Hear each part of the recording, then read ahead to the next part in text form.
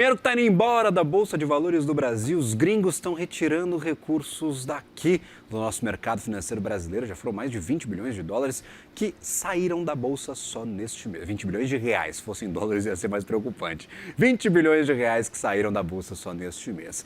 Alguns analistas estão apontando as eleições e o cenário fiscal como um dos motivos de afastamento desse tipo de investidor específico da nossa bolsa, do nosso principal mercado por aqui. E para a gente explorar mais este movimento, converso agora com o head da Sul América Investimentos, Marcel Andrade, que aparece aqui na nossa tela. Marcel, seja bem-vindo à nossa programação, meu caro. Uma ótima tarde a você.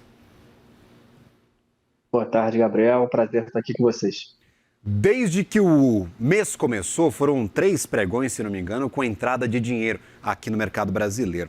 Só que este movimento de saída de gringos não está exclusivo só para renda variável. A gente acabou de receber o relatório da dívida pública brasileira e os investidores estrangeiros estão diminuindo a participação até na compra de títulos do Tesouro Nacional. O que está afastando esses investidores? Por que eles estão indo embora do Brasil? Gabriel, a gente tem que olhar o contexto internacional como um todo, né? Se a gente pegar os 2 primeiros meses do ano de 2026, a gente viu um fluxo muito forte de capitais estrangeiros vindo para o Brasil, né? Tinha toda uma tese de diversificação, os investidores saindo um pouco do mercado americano e procurando outros mercados para diversificar a sua alocação de recursos, e o Brasil estava se posicionando como um mercado a receber esses recursos com toda aquela tese, né, de terras raras que vocês acabaram de comentar também. E também existia toda uma questão, uma dúvida sobre as empresas de tecnologia americanas, com todo investimento, aqueles investimentos vultuosos que elas precisam fazer, e se eles iam se pagar. Então, aconteceu que a partir de março, claramente teve o evento da guerra, né, a invasão do Irã, mas não só isso, né, as empresas americanas de tecnologia começaram também a divulgar seus resultados e balanços bastante positivos. Então, o que aconteceu foi uma migração de recursos, estava vindo para alguns mercados emergentes, né, tal como o Brasil se beneficiando, e voltando para os Estados Unidos, em busca de investimentos nessa tese de empresas de tecnologia.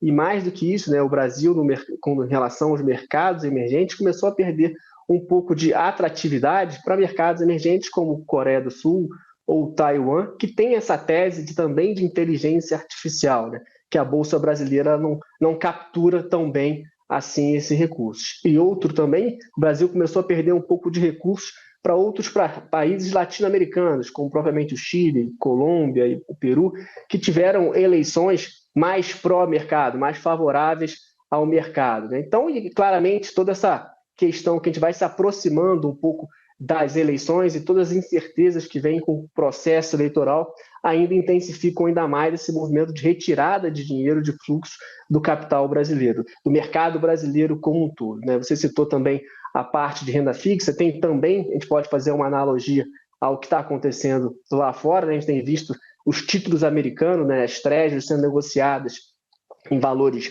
recordes, né? Se a gente pega uma treasury de 30 anos, chegou a bater ali por volta de acima de 5,20, então os investidores também voltaram a comprar títulos americanos, né? Tentar trocar a renda fixa de países emergentes para a renda fixa de países mais desenvolvidos.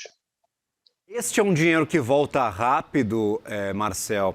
É um dinheiro que vai embora e volta como se fosse aí trocar de roupa? Vou ali na Colômbia, testo o mercado, ali na Argentina para ver se as coisas estão boas e já volto para o Brasil? Ou é um dinheiro que estruturalmente está se afastando do nosso mercado brasileiro?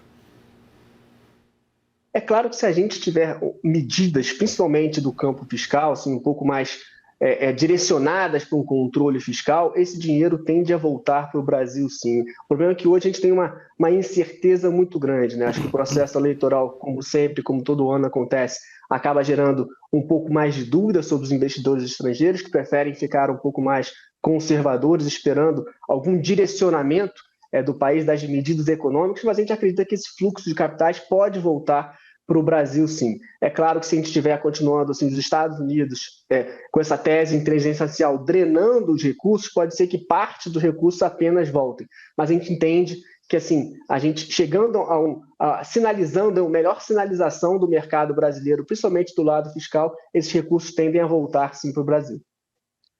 Perfeito. E aí, por exemplo, quando a gente olha para é quem está ocupando o espaço do gringo, porque aquele negócio é uma conta de soma zero. Se o gringo está vendendo, alguém está comprando. Os institucionais estão colocando ações brasileiras no bolso. Quem está recepcionando boa parte deste fluxo vendedor dos investidores de fora do Brasil.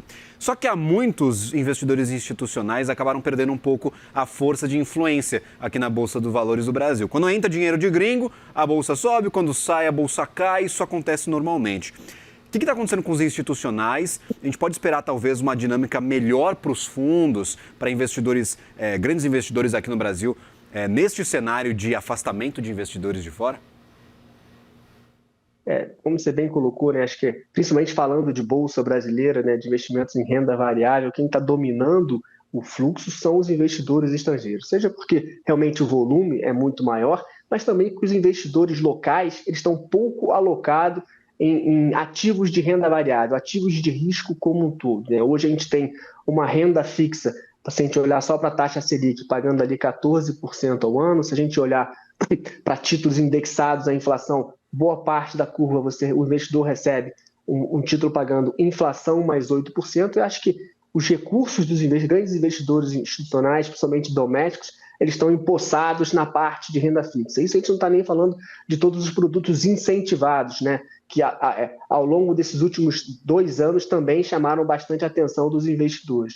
Então, assim, a gente precisa ter, do lado da renda fixa, a gente começar a olhar essa taxa de juros um pouco mais baixa, para os investidores institucionais locais como um todo começarem a ter um pouquinho mais de apetite a risco e também começarem a fazer parte um pouco desse fluxo do mercado de renda variável, que é o que a gente não tem visto muito hoje com toda essa atratividade da parte de renda fixa. Perfeito. E especificamente quando a gente se aproximar ainda mais das eleições, ali ao longo do mês de setembro, talvez mês de outubro, essas tendências que a gente está vendo agora para o mercado, elas devem piorar? Qual que é a percepção de você, a tua percepção e também da Sul América sobre o aproximamento temporal mesmo do período eleitoral que está se avizinhando daqui a pouquinho? O que a gente deve observar, que é o que a gente sempre observa, né, em períodos mais próximos, chegando próximo da eleição, é o aumento da volatilidade, né? Acho que os preços vão começar a balançar de forma bastante significativa, né? Notícias positivas, notícias negativas. A gente está vivendo ainda este ano um cenário até um pouco mais complicado, que é um cenário internacional muito turbulento, né? Questão de geopolítica, né? Sempre quando a gente acha que esse período, a guerra entre Estados Unidos e Irã está começando a entrar em algum acordo, vem e de novo a questão volta toda atrás. Então, assim, a gente tem muito componente eleitoral, que por si só já aumenta a volatilidade, mas hoje a gente tem um componente geopolítico muito complicado para o mundo como um todo, né? Claro que em determinados momentos os mercados emergentes podem ser beneficiados, mas o mercado emergente que está próximo de eleições, o que a gente tende a ver é volatilidade, preços balançando de forma bastante significativa. É o que a gente espera, pelo menos, até ali o final de outubro. Tem o que fazer isso sem contar que também... Por favor, fica à vontade, Marcelo, complete, por favor. Então, desculpa, eu só ia complementar que a gente está dando esse peso todo da questão eleitoral aqui no Brasil e também da questão geopolítica, mas a gente tem as eleições de meio de mandato, né, as midterms nos Estados Unidos também ali em novembro, e a depender do resultado, da configuração que vai ter do atual governo com o Congresso americano e com o Senado, isso também pode embaralhar ainda mais o cenário de fluxo de capitais para o mundo. E aí, por exemplo, você fala de volatilidade, isso é para as blue chips, que é onde está a maior parte do dinheiro de gringo. Tem onde, talvez, se alocar no mercado agora para fugir um pouco deste balançar nos próximos meses. E, claro, em questão de estratégia, tem o que fazer no mercado, talvez, dependente dos resultados eleitorais deste ano? Essa volatilidade, assim, acho que o dinheiro de gringo, como você comentou, assim, ele normalmente vem para as blue chips, né, para as grandes empresas que compõem ali o índice. Mas tem alguns setores que são considerados setores um pouco mais defensivos, né? A gente pode citar, a gente sempre cita o setor de utilities, né? Setores de concessões como energia elétrica, como saneamento, como rodovias, que são contratos, né, de longo prazo que essas empresas possuem, são boas pagadoras de dividendos. O próprio setor bancário também costuma ser um bom pagador de dividendos. Então, você consegue encontrar alguns setores mais defensivos. E aí, obviamente, a gente vai ter toda a questão fiscal que vai ser debatida ou endereçada por um novo governo que vai assumir os próximos 4 anos, que vai ter um pouco da trajetória de como a gente vai conduzir, como é que a gente vai ver a atuação do Banco Central em relação à política monetária e o nível de taxa de juros no Brasil. Por que a gente está falando isso? Porque tem muitas ações que são sensíveis à taxa de juros, e foram essas ações que foram mais penalizadas nesses últimos anos, com essa subida da taxa Selic, enquanto essas defensivas, né, boas pagadoras de dividendo, tiveram uma performance um pouco melhor. Então, a composição da carteira do investidor vai estar muito ligada ao que vai acontecer, principalmente do lado fiscal, após a eleição. Essas ações, se a gente tiver uma trajetória de taxa de juros mais baixa, essas ações mais sensíveis a juros tendem a se beneficiar. Se a gente tivesse um movimento contrário, a gente entende que as ações defensivas vão performar novamente melhor do que essas ações de menor capitalização e mais sensíveis a juros.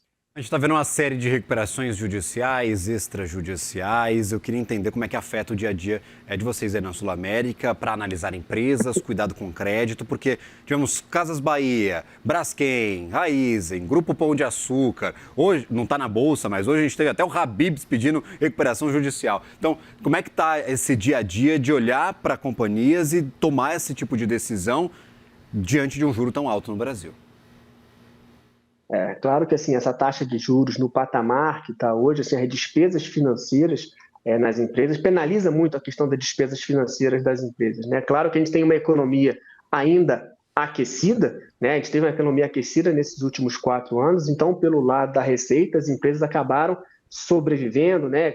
Conseguindo pagar esses juros. Se a gente tiver, acho que o problema, a questão que a gente tem que ficar mais alerta é se a economia entrar num ciclo de desaceleração, né? Então, toda aquela receita e a economia girando vai começar a diminuir pelo lado da receita e essas despesas financeiras vão ficar cada vez mais caras para as empresas, cada vez mais pesado para as empresas. Claro que num cenário como esse, obviamente as empresas médias e pequenas acabam sofrendo mais, né? Ela não tem tanto fôlego para aguentar e as grandes empresas acabam adquirindo essas outras empresas, então tem uma consolidação de mercado como um todo, mas a gente está muito mais preocupado nesse momento em olhar como é que vai ser a economia daqui para frente, né? Se a gente vai entrar num cenário de desaceleração ou a gente vai continuar mantendo a economia num patamar um pouco mais alto. Acho que a despesa financeira ela é alta, a taxa de juros ela não deve cair na velocidade que todo mundo gostaria, ou seja, a gente deve ter um patamar de taxa de juros de 2 dígitos por ainda um tempo um pouco mais longo. A gente tem que ver agora como vai se comportar a economia como um todo